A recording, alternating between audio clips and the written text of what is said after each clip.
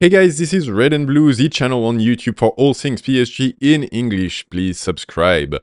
Today, second part of the chat I did yesterday with my friend at the Bayern View. We talked in depth yesterday about the games. We did a full preview, what to expect, the players, the teams, the coach, the tactics, and so on and so forth. Literally went for a while, so go check that out if you haven't yet. But now in part two, something a little bit different. We did a combined 11, so trying to pick the best players from both sides and mash them into a single team. So yeah, let's jump right in.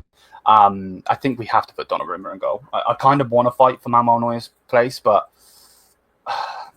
I think like Neuer like 2-3 years ago, probably above where Donnarumma is right now. But yeah, I think the problem is like if I didn't like Donnarumma, I wouldn't put him in, and I'd fight the case. But yeah. I like him, so yeah. I'm sorry, Neuer. Probably did a disservice there, bro. But it is what it is.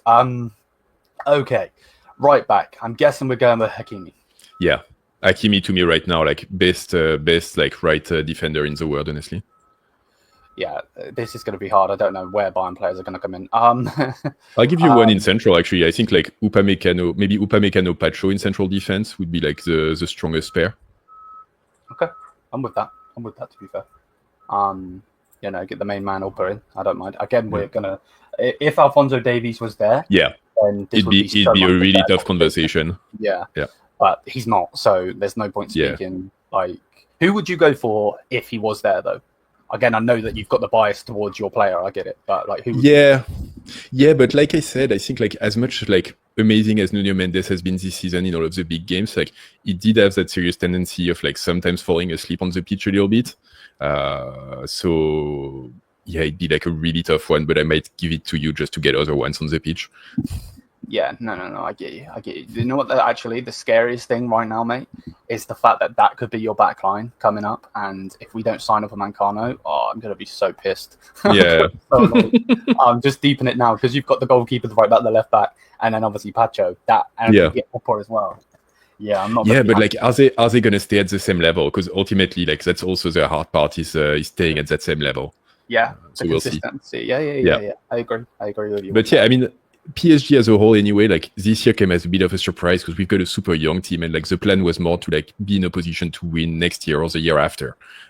So the winning is happening like a little bit faster than even us expected. So we'll see, but yeah. Yeah, no, I'm with you. What are we doing for the pivot? I think Vitinha has to go in. Yeah, I was going to say Vitinha for sure. And then like, I mean, I'm thinking like Goretzka, Kimmich on your side, like, would I put any of them above Joao Neves? It's a tough one. Maybe Kimmich, but like I'm not 100% sure. What do you think? Well, yeah. The problem with Yao is the fact that we could have gone and got him.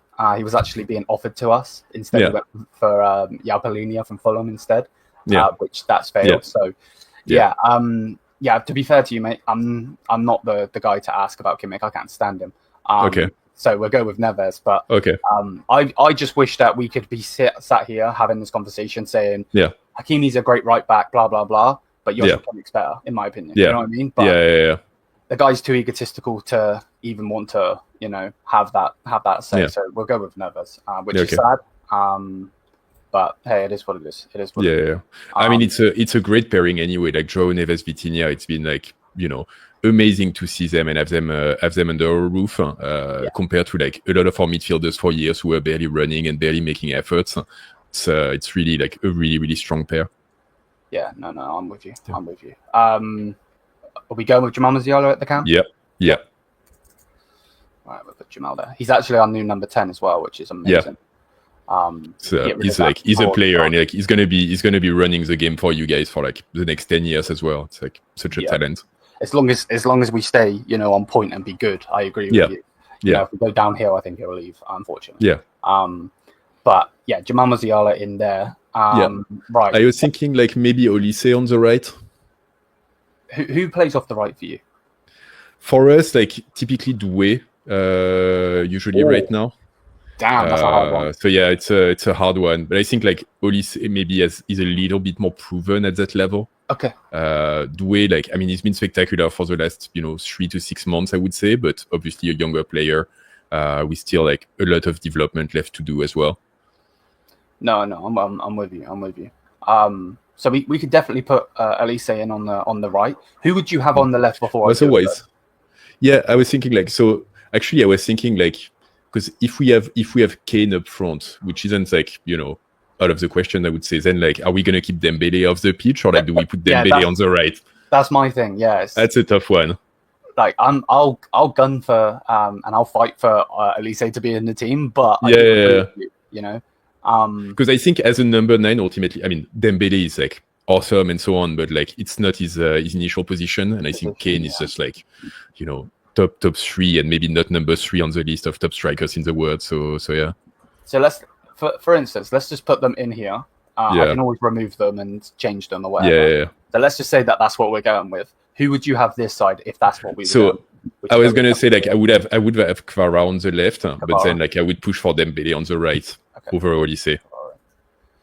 Kvara, right? Okay, let me remove him and let me remove him. Okay. Yeah, and I'm with you. Kvara is a savage, bro. I've wanted him for the longest time, and then the fact that you had a 1-horse race to go and get him. Yeah. I mean, I'll say that again, but like it's such a nice change for us to see PSG actually working well on transfers. Yeah. And like, we wanted to sign him last summer. Napoli was being unrealistic and asking too much money. We said no, we held off. Came back over the Christmas break and like managed to get a better deal for it. And that's just the way it should be done, No, I'm with you. Right, who are we having on the right then? So then I would say like Dembele on the right and Kane up front. Okay. For me personally, I would actually go with Dembele up top, and I would go with Elise on the right personally. Yeah. I can live with that. Kane is good. He's very good. Don't get it twisted. He's got a lot of goals this season, but I think not having Elise in this team, is more of a disservice in my opinion.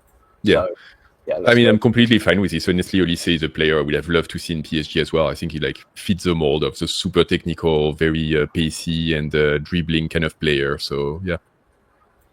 Drag him back a little bit because he is the striker, but he's not, 100% the number 9. Yeah, I don't think that's a bad team, to be honest. I think that's a pretty amazing team, honestly. Yeah, you've obviously had the season of your life.